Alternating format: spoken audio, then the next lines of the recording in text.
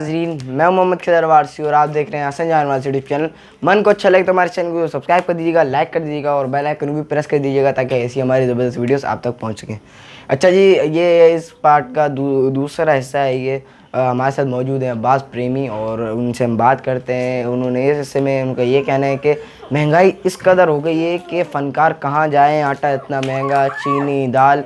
बात करते हैं उनसे हम इन सब के हवाले से, महंगाई के हवाले से। अगर आपने हमारे चैनल को सब्सक्राइब नहीं किया तो जल्द से जल्द जाकर सब्सक्राइब कर दीजिएगा।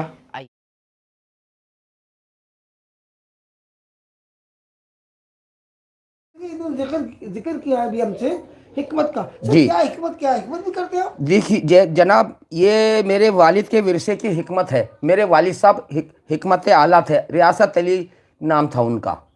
और वो जब वो पासपोर्ट ऑफिस में भी काम करते थे, वो भी दवाइयाँ जब देते थे तो वो कमाते नहीं थे, वो लोगों को दवाइयाँ दे दिया करते थे आटे में नमक ले, फिर वो खुद भी इस्तेमाल करते थे। मेरे वालिद ने भी दूसरी शादी कर ली थी। बहरहाल जो भी है वो एक अलग मैटर हैगा। रह गई बात ये कि जब मेरे ऊपर वक्त गुजरा तो मैंने उन किताबों से हिकमत को हासिल किया और मेरी दवाइयाँ 2 नंबर नहीं होती, 1 नंबर होती है। मतलब ऐसी नहीं होती कि वो नहीं नीम हकीम नहीं नहीं, वो नहीं है। और ना मुझे, मैं ना मरीज के पीछे जाता हूँ। जिसको ज़रूरत है दवाई ले ले, मुझे दौलत की ज़रूरत नहीं है, मुझे नहीं चाहिए। मैं आटे में नमक लेता हूँ। अभी कई मरीज मैं सही कर चुका। इसी इलाके के अंदर मेरी एक बहन बनी हुई है, उसको मैंने 6 महीने तक दवा फ्री में दी है जी। आज भी मैं उसके पास जाऊंगा, आया हूँ। तो लिहाजा उसको मैदे का मर्ज था। उसको ऐसा था कि वो जो है ना खाना नहीं खा सकती। उसको शुगर भी थी, ब्लड प्रेशर भी था, हर बीमारी थी, उसको चल नहीं सकती। वो सऊदी अरब नौकरी के जा रही थी, वो अभी वहाँ भी ना जा सकी, वो सऊदी अरब। लिहाजा उसकी शुगर बढ़ी हुई थी। अभी उसने मुझे बुलाया कि दवाई दे दो। मैंने कहा भाई अब जड़ी बूटियाँ महंगी होंगी, ये 6 महीने तक मैंने फ्री में दिया, कम से कम जड़ी बूटी के तो पैसे दे दो। हाँ। तो लिहाजा मुझे आने से पहले कहने लेते आओ। मैंने कहा भाई ये 2-3 दिन में बनती है दवा, इतनी जल्दी नहीं बनती। लिहाजा उसको, उसकी उल्टी बंद हो गई, वो खाना खाने लगी, वो करने लगी और उसको शफा, वो लोगों से मेरी पब्लिसिटी कर रही है। जहाँ तक ताल्लुक है दवा का, अब मैं आपको क्या बताऊं कि मैं जो बांझ औरत है उसका शर्तिया इलाज है मेरे पास। अच्छा। बांझ औरत का, जिस औरत को औलाद नहीं होती है, इंशाल्लाह औलाद हो जाएगी। और रह गई दूसरा जो है क्या ना, अच्छा, और मेरे पास कमज़ोर हजरात का भी इलाज है, मर्दाना कमज़ोरी का, औरत की कमज़ोरी का, या औरत को जो भी प्रॉब्लम है, सूजाक है, ये वो है, पानी आता है, ये सारे में इलाज करता हूँ। अच्छा, और मैं कम कीमत पे करता हूँ और मैं आटे में लगाऊंगी। ये मेरा शौक़ है, ये मेरा पेशा नहीं हैगा। और लिहाजा जिस जिस जिस हजरात को सेक्स नहीं आता, शहवत नहीं आती, मेरे पास वक्त ज़रूरत का भी शरबत और दवाइयाँ सेक्स लाने के लिए। और ढीला आज़ाए तनासुल हो, उसको मैं नरम को लोहा लक्कड़ पत्थर की तरह कर देता हूँ। और मेरा जो एक लेप बनाया हुआ है वो पूरे नफ्स पे लगाया जाता है। 1 हफ्ते पे वो नफ्स इस्तेमाल कर ले, नफ्स के ऊपर लेप, तो उसको दवा की ज़रूरत नहीं पड़ेगी, टाइमिंग भी बढ़ जाएगी और उसका नफ्स भी कड़क हो जाएगा और फर्स्ट क्लास तंदुरुस्त हो जाएगा। और उसकी बीवी जो है ना, शरीक है यार, कोई भी औरत उससे खुश रहेगी। अच्छा। लिहाजा मेरे पास जो है ना हर किस्म की माजून शदीद, मेरे पास नज़र का भी इलाज हैगा। और मेरे पास जो है ना और बहुत सारे इलाज है, हर किस्म के हिकमत के इलाज करता हूँ। मैं आटे में नमक लेता हूँ, मुझे दौलत की ज़रूरत नहीं है। मैं ये लोगों को फ्री में भी दवाइयाँ बांट देता हूँ, फ़ी सबिलिल्लाह।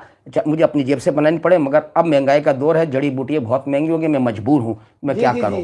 अब रह गई बात ये कि मैं हर किस्म का इलाज करता हूँ। आपको जो भी मुझसे खिदमत चाहिए तो आप इस चैनल से मुझसे रब्ता कर सकते हैं। अल्लाह ताला आपको मैं दवाइयाँ अच्छी से अच्छी भेजूंगा। मैं वो चिटर हकीम नहीं हूँ जो आजकल चैनलों पे बोल रहे हैं, चिटिंग कर रहे हैं, फराड कर रहे हैं। मेरे को वो ऐसे पैसा नहीं चाहिए। मुझे वो चाहिए कि जो मेरा उसके ऊपर जो लागत आई है वही मुझे मिल जाएगी। तो ये मेरे लिए जो समझ लो कि आपको मैं क्या बताऊँ कि ये मेरे लिए एक जो है ना खिदमत खलक भी है मेरी। और ये जो है ना मुझे इसका जज़ा खैर अल्लाह देगा। मैं ये चाहता हूँ कि लोगों की खिदमत करूँ जब तक मेरी ज़िंदगी है। इसलिए कि इंसान का कोई पता नहीं, की चांदनी और फिर अंधेरी रात। मुझे दौलत से तमन्ना नहीं है, मुझे अच्छी औरत चाहिए। अगर कोई मेरे लिए सरप्राइज करेगा, अच्छी औरत कर दे, मैं उससे शादी करना चाहता हूँ। अच्छा, औरत की उम्र क्या हो? मतलब औरत की उम्र कम से कम इतनी हो जाए 35 से 40 साल, 45 साल हो, ताकि वह मैं उसको संभाल सकूँ। इससे ज़्यादा उम्र वाली औरत होगी तो उसको मुझे फिर खुद ही गोद में उठाना पड़ेगा, तो फिर मुझे शादी का कोई फ़ायदा नहीं है। मुझे वो औरत चाहिए कि जो मेरे घर के रोशन करे और मेरी खिदमत करे और अपने घर को अपना घर समझे। मतलब नहीं समझ में नहीं आया सर मुझे, प्रेम साहब आप गोद में उठा लो, मतलब ये नहीं है, मरीज नहीं हो कि वो बीमार हो तो मैं ऐसी औरत को जो मैं ले लूँ और मैं उसकी, मेरे लिए तो बेकार है ना। मरीज औरत नहीं होनी चाहिए, चाहे वो उम्रदार औरत हो, मगर वो एक्टिव होनी चाहिए, मेरी तरह होनी चाहिए एक्टिव। और मैं जोड़ों के दर्द का भी इलाज करता हूँ, किसी भी किस्म का दर्द हो खत्म हो जाएगा मेरे तेल से। अच्छा। मेरे तेल से जोड़ों का दर्द खत्म हो जाएगा, हर किस्म का दर्द खत्म होगा, जैसे भी दर्द होगा। असली मेरी दवाई होता है, असली मेरा तेल होता हैगा, और हर किस्म का दर्द, हर किस्म का तेल होता है। और मेरे पास एक तेला मैंने ऐसा बनाया हैगा, ऐसा बनाया है कि चलो आगे, ऐसा बनाया है कि मैं क्या बताऊं कि यानी छोटे को या पतले को, उसको यानी कि जैसा भी हो रफ, उसको मैं फरबे कर देता हूं और उसको पुश कर देता हूं, और वो अपने हिसाब से आगे निकल जाता है। वाह। रहेगी बात, जैसे नफ छोटा होता है, पतला होता है, लोग नफ्सियात में जाते हैं। एक आपका मैं एक बात बताऊं, वो ये है मसला बात का, पाकिस्तान और हिंदुस्तान में नफ अपने हिसाब से होता है, चाइना में अपने हिसाब से होता है, अफ्रीकाओं का अपने हिसाब से होता है। इससे कोई नफ का ताल्लुक नहीं है, आप हो, मगर मसला ये है कि उसमें सख्ती और ताकत होनी चाहिए। 2 इंच का हो, 3 इंच का हो, 4 इंच का। और बेसिकल जो है नफ जो होता है 6 इंच से ऊपर नहीं होता। अब इसको बढ़ाने के लिए बंदा तरह तरह की चीज़ें खाता है, वो गलत कार्य की वजह से नफ छोटा हो जाता है, तो वो समझता है नफ बड़ा नहीं होता। ये मैं झूठे में आपको बता दूँ, ये रगों से जो है ना दवाइयाँ ऐसी देती हैं, वो जो नफ खिंच के छोटा हो जाता है, उसको जो है ना वो दवाओं से बाहर उसकी नसें आ जाती हैं, तो वो समझता है क्या ये। लोग कह देते हैं जी जी, ऐसे कोई कहानी नहीं है, मैं आपको बता दूँ सब झूठ है। नफ जितना अल्लाह ने दिया है, मगर उसके अंदर तंदुरुस्ती होनी चाहिए, सख्ती होनी चाहिए, ताकत होनी चाहिए, हर चीज़ मजबूती होनी चाहिए। और इसका भी ऑप्शन हैगा ये कि मैं जो आपको बताऊं कि मसला ये होता है कि नफ्स से मुतालिक औरत कैसे खुश होगी।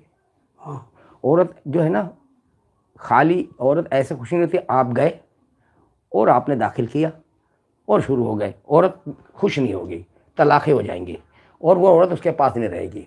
इसका एक ऑप्शन होता है, वो ये है ऑप्शन कि अगर औरत के पास गए आप, सबसे पहले आप उससे प्यार करें, उससे इधर उधर की बात करें, उसको राज़ी करें, उसको मोहब्बत करें, उससे चूमा चामटी करें, उसे होठ चूसे, और वो जो है कानों तक चूसे, कानों को चूसें, टांगों से पेट को चाटें, ये जो भी कार है। और रह गई बात से, किसी मज़हब में कोई मानदंड नहीं है कि अगर आपको मोहब्बत में शाये के बीवी है जो है, आप हर जगह चूम सकते हैं। अच्छा, ये जो है ना, मैं नहीं कह रहा हूँ, सारे चैनल कहते हैंगे, ये मैं अपनी तरफ से नहीं कह रहा हूँ, आप रिसर्च करके कह सकते हैं।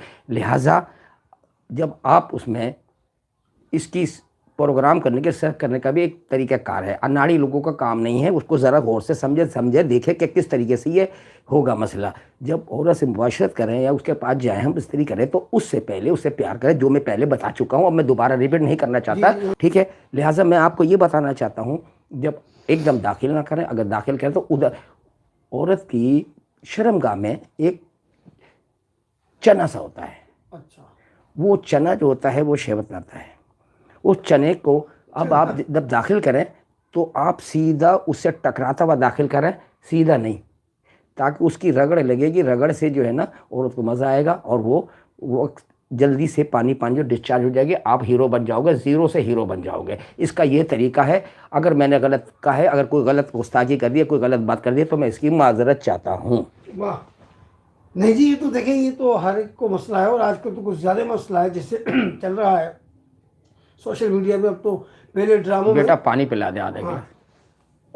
अब जैसे ड्रामों में वो था ना, एक हया होती थी ना, अब तो ड्रामों में, इंडिया के भी ड्रामों में, हमारे यहाँ तो नहीं होने वाला शुरू यहाँ भी, कि वो किसी साफ दिखाई दे रही है, तो जी जी, है ना, अब तो बाकायदा दिखाई दे रहा है ना। अब तो मैंने देखा है कुछ क्लिप, अच्छा, कि वो असल में हम लाइव हैं इस वक्त। अच्छा, मतलब बात करता रहूँ मैं, जो भी है सवाल का जवाब देता रहूँ। अब जैसे मिसाल के तौर पर उसमें फेसबुक पे पहले इस तरह की चीज़ें नहीं आती थी, अब तो ड्रामा भी वहाँ का जो शुरू हो रहा है, ऐसी वीडियो क्लिप्स आ जाती हैं कि वो खुला दिखा रहे होते हैं, जो फाहिशा औरतें होती हैं, जी जी, उनके बारे में दिखा रहे हैं कि कितने पैसे लेते हैं। अच्छा सुनिए, मैंने कुछ मेरे भाई टच वाला मोबाइल चलाने था, अभी मैंने ख़रीदा। मैं आपको सच्चाई बताऊं, मैं गरीब आदमी हूं। अगर कोई मुझे पैसे वाला होगा तो मुझे अच्छा सा मोबाइल भेज देता ताकि आगे आगे मैं प्रोग्राम कर सकूँ। मैं नहीं ले सकता इतना महंगा मोबाइल, और मुझे चलाना भी है, मेरी बेटी चलाती है। रह गई बात यह है कि मैंने कुछ मोबाइल में गूगल के ज़रिए से कुछ प्रोग्राम भी मैंने देखे वालों के, तो औरत बुर्खा पहनी भी हैगी और दस्ताने पहनी भी, आँखें जो उसकी नज़र नहीं आ रही हैंगी, आँखें नज़र आ रही हैं, आंखें नज़र आ रही हैं उसकी, और वो करिए वो हर सेक्स के बारे में बता रही है और हर अंदर का राज बता रही है। मैं उसको देख के उसको दंग रह के, जब औरत बता सकती तो मैं तो मर्द हूँ। अगर मेरे से कोई गस्त आ गया तो फिर मैं माजरत चाहता हूँ। क्यों? इसमें जो बच्चे भी देखते हुए थे, आजकल मोबाइल का दौर है, बच्चे और लड़कियाँ ख़राब हो रही हैं। माँ बाप इतने बड़े बड़े मोबाइल पता नहीं कहाँ से ले आती हैं, ले लेती हैंगी। हम एक बटन वाला मोबाइल नहीं ले सकते, लिहाजा माँ बाप तो ये समझ रहे हैं कि ये जो मोबाइल है ये तो ये कहीं है, और कंबल में और लिहाफ में देख के फहाशी फिल्म देखती हैं आजकल ये लड़कियाँ, लिहाजा ये अच्छी चीज़ नहीं हैगी। और माँ बाप ये समझते हैं कि ये मेरी बेटी सो रही है, मगर लिहाफ के अंदर या कंबल में ये वाहियात फिल्में देखी जाती हैं, वो देखी जाए, लड़के भी देख रहे हैं, इससे लड़कियाँ ख़राब हो रही है। पहले हम 10-20 साल में तलाक का सुनते थे, अब शादी से पहले वो ख़राब हो जाती हैं, और ख़राब होने के बाद जो है ना वो फहाशा बन जाती हैं और उनकी तलाक़ें हो जाती हैं। लिहाजा अपने उन माँ बाप को मैं नसीहत करता हूँ, बताता हूँ, मेरी में ज़बरदस्ती नहीं है, मैं उनको ये कहता हूँ अपनी लड़के को चेक करें कि मोबाइल कंबल में तो नहीं देख रहा, या वाहियात फिल्म तो नहीं देख रहा, या किसी और मुतालिक तो नहीं कर रहा, तो उसमें से वह मोहब्बत करना सीख देती है, इश्क करना सीख जाती हैं। और उसके बाद मोहब्बत करते करते वो ड्रामा ऐसा होता है, लड़का अपने जाल में फंसा लेता है, और लड़की जो है वो मर्द को अपने जाल में फंसा लेती है। लड़की में वो तिलस्माती जादू है कि जो मैं आपको बता नहीं सकता। अपनी आंखों के जाल में वो फौरी तौर पर मर्द को अपने अंदर उतार लेती है। औरत जो है वो जो है एक शैतानी चरखा है, और शैतानी चरखा, मर्द तो है शैतान, मगर मर्द के साथ साथ शैतान उस पर भी हावी हो जाता है। इसलिए कि हमारे इस्लाम में ये कहा गया है कि हम माशाअल्लाह मुसलमान हैं और मुसलमानी मज़हब से ताल्लुक़ रखते हैं। हमारे मज़हब में ये है कि जो है क्या नाम है, पर्दे में रहो और ऐसी वैसी चीज़ें ना देखो, और अपने पर्दे में रह के अपनी इज़्ज़त से रहो। लिहाजा ये वाहियात फहाशापन शुरू हो चुका है। मेरी ये सबसे दुआ है माँ बापों से, और यह कहना है कि अल्लाह से दुआ है कि वो लोग अपने औलाद की तरफ तवज्जो दें, वो नाकाराना हो जाए, नहीं तो उन औलाद का अंजाम बहुत बुरा होता है। नाम ये होता है कि जैसे बाप होगा, जैसे माँ होगी, जैसे माँ तो ऐसी इसकी औलाद। लिहाजा माँ बाप पे विलेम आता है।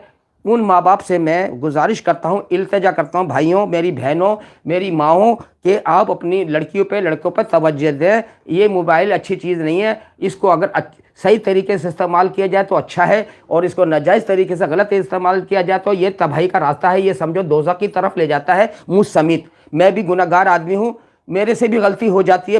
मैं अपने आप को भी कहता हूँ, पहले आदमी को अपनी तरफ गिरेबान की तरफ हाथ डालना चाहिए, फिर दूसरे को कहे। अगर मेरी बात गलत है तो मुझे बताइए। मसला ये कि बराए करम आप अपनी औलाद पर तवज्जो करें और ये मोबाइल से दूर रखें, और उनसे ये पूछे कि तुम्हारे पास मोबाइल कहाँ से आया, 50,000 का, 30,000 का। मैं यार बटन वाले लेता, मैंने इतने अरसे के अंदर मैंने अभी मोबाइल लिया है क्या भाई, वो भी सस्ता सा, वो भी मुझे आता नहीं था चलाना। मेरी बेटी गई तो मुझे दिला ली, मुझे क्या पता मैं कैसे मोबाइल ख़रीदता जब मुझे चलाना नहीं आता।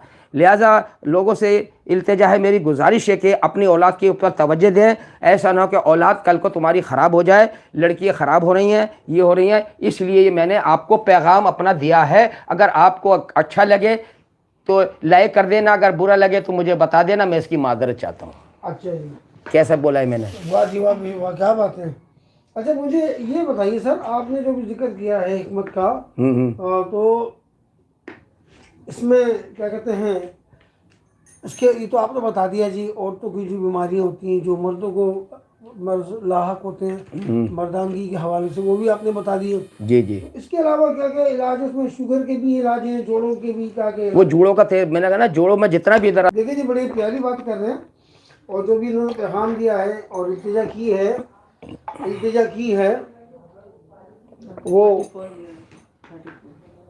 हाँ, तो उसमें जो है ना, कम से कम लोगों को देखना चाहिए अपनी औलाद को कि वो क्या देख रहे हैं चीज़ में। वैसे तो आजकल अब ये समझने वाला मौसम नहीं है, मुझे नज़र नहीं आता कि अब ये लोग सुधरेंगे। मगर अगर ये चाहेंगे माँ बाप, हर माँ बाप जो है ना वो आज़ाद ख्याल नहीं है, मगर माँ बाप जो है ना वो वो इसमें मोहब्बत में मुब्तला रहते हैं, मोहब्बत की वजह से अपनी औलाद को कह नहीं पाते, मगर नहीं, मोहब्बत अपनी जगह, प्यार अपनी जगह, मगर औलाद पे इस किस्म की नज़र रखो कि ये मोबाइल में क्या चीज़ देखी जा रही है, कंबल में ये हाथ कैसे हिल रहा है, इस पे चेक करो, अंधेरे में ये क्या हो रहा हैगा, मोबाइल के साथ ये क्या हो रहा है, इस पे नज़र रखो। ये मैं आपको पैगाम दे रहा हूँ। अगर ऐसा करोगे तो आपके लिए भी अच्छा, आपके औलाद के लिए भी अच्छा, और नहीं तो आप कि औलाद के साथ आपका भी नाम बदनाम हो जाएगा माँ बापों का, कि औलाद को ये तरबियत दी है, कल को वो हरकतें करेंगे, मोहल्ले में लड़कियों को देखेंगे, गलत हरकत करेंगे, वो करेंगे और गलत कार्य करेंगे, तो माँ बापों की इज़्ज़त ख़राब होती है। इस पे माँ बाप का फ़र्ज़ है कि अपनी औलाद पे तवज्जो दे। अगर तवज्जो नहीं देगा तो फिर आप समझ लें क्या होगा, सारी दुनिया थू थू करेगी। अच्छा जी, मैं मुझे ये बताएं प्रेमी साहब, माशाल्लाह भी आपने ये ज़बरदस्त बातें की हैं, आपने पॉइंट की भी बातें की हैं। लोगों को शायद बुरा भी लगता है तो लगा रहे। यूट्यूब पे क्या क्या नहीं चल रहा, हम तो एक नॉर्मली बात कर रहे हैं ना जी, गलत तो बात करी नहीं, मैंने समझा है माँ बापों को। नहीं, यूट्यूब पर तो खुला सेक्स चल रहा, पता नहीं क्या क्या नहीं चल रहा, हम जी तो जी, नॉर्मली बात कर रहे हैं। रह गई बात ये कि ये ज़रा पूछे कि आप रहते हैं किराए के मकान में, आपका घर है किराए का, आप किराया देते हैं, महंगाई का दौर है, उसका किराया देते हैं 12 से 15 हज़ार, कम से कम, इससे कम नहीं है किराया, ठीक है, जिसमें गैस का बिल भी है, बिजली का बिल भी है, और यानी कि मसले मसाइल हैं। और कैसे कैसे इस वक्त रोटी भी 30 रुपए की हो चुकी हैगी। हुकूमत भी इस लाइन पर चल रही है कि आवाम को नहीं देख रही है, सब अपना अपना देख रहे हैं। ये बड़े बड़े जो है ना लीडर, ये जो बड़े बड़े लोग हैं, अपना पेट भर रहे हैं और बकरे का गोश्त खा रहे हैं, और कुछ गरीब ऐसे हैं कि रोटी भी सूखी नहीं खा सकते। इस वक्त रोटी खाना बहुत मुश्किल है। आटा जो है 140 पे पहुंच गया है, पेट्रोल इतना महंगा हो गया है, हर चीज़ महंगी हो गई है। जिस दुकानदार के पास जाओ तो दुकानदार कहता है, मैं लेना तो लो, नहीं तो आगे बढ़ो। लिहाजा इस पर हुकूमत भी कंट्रोल करे और आवाम की तरफ देखे, खाली खुद नहीं खाए बकरे का गोश्त, खुद यानी कि सारे बकरे का गोश्त खा रहे हैं। जितने भी लीडर हैं वो अपने आप को पता नहीं क्या समझ रहे हैं, ये अल्लाह का कहर है, या उनको मरना नहीं है। 4 दिन की चांदनी फिर अंधेरी रात। जब अगर वो मरेंगे, जितने भी हैं बड़े बड़े पैसे वाले, वो गरीबों की खिदमत करें, मदद करें, ये देखेंगे कौन सा गरीब है, मगर कोई मदद का अपनी अय्याशियों में। अभी भी इस महंगाई दौर में शिप ऑनर, काली बेट, शनवारी होटल है, या कितने होटल हैं, वहाँ गाड़ियाँ खड़ी हुई हैं, वो बकरे का गोश्त, हराम का गोश्त, सारी चीज़ें खाई जा रही हैं। लोग उस पर कोई नहीं देख रहा है, ये नहीं देख रहा कि अधमरा है और 50-50 हज़ार का बिल दे रहे हैं, और एक गरीब आदमी 30 रुपये की रोटी नहीं खरीद सकता, आटा नहीं खरीद सकता। 130 रुपये किलो शक्कर चल रही है, और अभी 140 रुपये हो गई है, और इतनी महंगाई हो गई है। ये क्या आवाम बाहर नहीं निकल रही है कि आवाम को इतना कमज़ोर कर दिया है, मैं क्या बताऊं कि आवाम बिल्कुल पागल हो चुकी है, अपने रोटी के चक्कर में लगी है, रोटी भी नहीं खा सकती। और अच्छी अच्छी घराने की औरतें जो पर्दे में रहती थी वो रोड पर आ गई हैं, और रोड पे आके उन औरतों ने जो है भीख मांगनी शुरू कर दी है, और कुछ औरतें जो है भीख के आड़ में गलत सलत काम भी कर रही हैं, और लोग जो है ना कुछ हीरोनी बन गए हैं, कुछ मर्द बन गए हैं, और औरतें भी नशा करने लगी, और एक शीशे का नशा है, लड़कियाँ भी पी रही हैं और उसको कोई नहीं देख रहा। लिहाजा मंशियात आम हैगी और उसको कोई नहीं देख रहा, और बड़े बड़े सरमाएदार लोग अपना पेट भर रहे हैं, गरीबों का कोई एहसास नहीं है कि गरीब ने रोटी खाई है नहीं खाई है। लिहाजा ये जो चोरी चकारी हो रही है, डकैती हो रही है, ये मोबाइल छीने जा रहे हैं, ये जो भी चोरी हो रही है, मसले हैं, यानी कि हर चीज़ एक जगह से दूसरी जगह से उठाई जा रही है, और जो है गटर का ढकना तक उठा के लोग बेच रहेंगे, और यानी कि घटिया से घटिया काम कर रहे हैं। आप ये देखें इसके पीछे क्या राज है। इसके पीछे ये राज है कि बेरोज़गारी, जिन लोगों को काम नहीं मिलता, रोज़गार नहीं है, और बेरोज़गारी की वजह से लोग ये गलत काम पे उतर आए, औरतें गलत काम पे उतर आई हैं, फाहिशा बन गई हैं औरतें, और अच्छे अच्छे घराने की जो सोच भी नहीं सकते। लिहाजा और लोग जो है ना मोबाइल क्यों छीन रहे हैं, डकैती क्यों कर रहे हैं, जब उनको काम नहीं मिलेगा, जवान लड़कों जब कुछ नहीं मिलेगा, वो उनको कुछ नहीं मिलेगा। पाकिस्तान को बड़े बड़े लोगों ने कंगला कर दिया, खाली कर दिया, खाली करके खा गए हैंगे, और मुल्क से बाहर सारी दौलत लोग बकौल लीडरों के कहते हैं कि मुल्क से बाहर लोग, इससे पहले हम थे तो वो पैसा लेकर चले गए दूसरी बैंकों में, बाहर के मुल्क को खाली कर दिया, मुल्क में ख़जाना नहीं है, वो नहीं है, सिर्फ आवाम के लोग को बोलने के लिए डायलॉग है। भाई आप भी तो अपने पर कंट्रोल करो, आपके पास अल्लाह ने दिया है, जो आपके बाहर बैंकों में पैसा वहाँ से लाओ, गरीबों पे करो। आपको ये नहीं पता है कि गरीब आदमी कैसे खाएगा। इंसान है, इंसानियत के नाते कुछ उनके साथ इंसान नाते कुछ काम करो। अगर नहीं करोगे तो ये अल्लाह के यहाँ पकड़े जाओगे। आपको पता नहीं किस टाइम आपकी हवा निकल जाए, आप चलते चलते जो ना कार चलाते में वहीं लेट जाएं, फिर क्या होगा, और मर जाएं, और आपका साथ क्या मसला बनेगा। आपको यह सोचना चाहिए कि हमें भी मरना है। जब मर जाओगे तो कब्र में पहुंच जाओगे, 10 मन मट्टी के अंदर दब जाओगे। उस वक्त जो है आपका क्या हाल होगा, आप मरने के बाद चाहे आपको दबा दें या जला दें या क्या नाम है वो कर दें, आपका पता नहीं हड्डी कहाँ पड़ी है, क्या ना सर कहाँ पड़ा है, और दूसरे दिन जो है कब्र खत्म हो जाती है। गोरखंड उसको कब्र को ख़त्म कर देते हैं, जो कब्र पे नहीं जाता उसकी कब्र ख़त्म कर दी जाती है। मेरे भाई की भी उसमें एक कब्र ख़त्म कर दी गई, मैं रोज़ जाता था, 1-2 दिन नहीं गया तो कब्र ख़त्म कर दी, उसमें जवान लड़की दफन रही। अब पता नहीं मेरे भाई की खोपड़ियाँ हाथ पैर कहाँ फेंके होंगे, कहाँ करे होंगे। लिहाजा फौरी तौर पर मैंने अपनी बीवी की कब्र बनाई। मैं जिस दिन मैं गया तो मेरी बीवी की कब्र प्लान करे थे, तो फिर मैंने वहाँ जाके मट्टी डाला, फिर मैंने झगड़ा किया, गोरकंदे फड्डा किया, फौरी तौर पर मैंने कब्र बनवाई, अपनी बीवी की कब्र बनाई। मैं रोज़ाना हर दूसरे तीसरे दिन जाता हूँ कब्र पे, जब तक मेरे अंदर हिम्मत होगी मैं जाता रहूँगा। लिहाजा कब्रिस्तान में भी चिटिंगबाजी फ्रॉड हो रहा है, जो जिसकी रोड की कब्र होगी उसको ख़त्म कर दी जाती है। लिहाजा मेरे से आपसे इल्तिजा है कि कब्रिस्तान पे भी हुकूमत तवज्जो दे कि कब्र को जो है ना कम से कम 10 साल तो चलने दो। वो 3 महीने के बाद 2 महीने के बाद कब्र को ख़त्म कर देते हैं, नया मुर्दा ताज़ा मुर्दा होता है। मैंने खुद अपनी आंखों से देखा, मैं बता नहीं सकता। लिहाजा मैंने ये देखा कि उसके अलाइश वगैरह जो है ना बदबू आ रही थी कब्रिस्तान में, तो मुझे कह रहा है कि कब्र बनाने ज़रा आप अगर हट जाए। मैं हटा नहीं, मैं दूर से देखता रहा, तो वहाँ जो है ना उसकी खोपड़ी और वो अलाइश वगैरह किसी और कब्र में डाल दी। लिहाजा अब पता नहीं मेरे भाई के थी होगी, उधर से उठा के, या किसी और की होगी, अल्लाह को पता है। मगर मैं आपको यह कहना चाहता हूँ कब्रिस्तान पे भी जो है ना फराड चिटिंग चल रही है, इतना पैसा ले रहे हैं कब्र का, इतना वो कर रहे हैं। लिहाजा इस पे हुकूमत भी गौर नहीं करती। ये भाई देखे वहाँ जाके ये कब्र अभी बनी है, अभी से ये कब्र कैसे दूसरी बन गई, इस पे गौर किया जाए। लिहाजा मेरे साथ ऐसा हुआ है, मेरे भाई की कब्र को बसमार करके दूसरी लड़की दफन कर दी गई, जवान लड़की, क्या नाम, उसकी उम्र थी 20-22 साल। अब मैं उसी कब्र पे जाके अपने भाई की फाता पढ़ता हूँ। मैं कहता हूँ मेरे बड़े भाई का नाम था अरशद रज़ा, और मैं कहता हूँ, और हम उनको प्यार में कहते थे, उन प्यार में लेफ्टिनेंट कहते थे, और मैं उनको छोटे भाई कहता था। लिहाजा मैं वहाँ क्या कहता हूँ, भाई मैं उस लड़की को कहता तेरा कसूर नहीं है, ये गोरकंदों का कसूर है। मैं तो मेरे भाई के जरासीम में है, मैं इधर दुआ पढ़ने आता हूँ, बस अल्लाह इनको पकड़े गोरकंदों को, इसलिए कि इन्होंने ऐसी हरकत की हैगी और मेरे भाई की कब्र बसमार कर दी है। फिर मैंने फौरी तौर पर अपनी बीवी की कब्र इस वजह से बनाई है। अब मैं क्या करूँ, लिहाजा जितनी मेरी हिम्मत है मैं जाता रहता हूँ। इसके ऊपर भी तवज्जो दें, कब्रें ख़त्म कर देते हैं। लिहाजा पैसे के लालच में ताज़ी कब्र भी ख़त्म कर देते हैं। ये ताज़ी कब्र जो ना 3 महीने के अंदर, 2 महीने में इसको बसमार कर दिया जाता है, और जो नहीं जाएगा उसकी और जल्दी ख़त्म हो जाती है। हर आदमी तो कब्र पर नहीं जाता, मरने के बाद आदमी अपने माँ बाप को भूल जाता है, अपने भाई को भूल जाता है, अपने खानदान को भूल जाता है, बस दफनाया और ख़त्म। ना तो उसका स्वयं का होता है ना कुछ होता है, और वो अपने मगन हो जाता है और सब भूल जाता है। जब तक कब्रिस्तान में रहता है तो उसको ये चीज़ याद आती है कि अब सोचता है कि अब मुझे भी इधर जाना है, मगर वो जब कब्रिस्तान से बाहर निकलता है फिर शैतानी हरकतों में मुब्तला हो जाता है।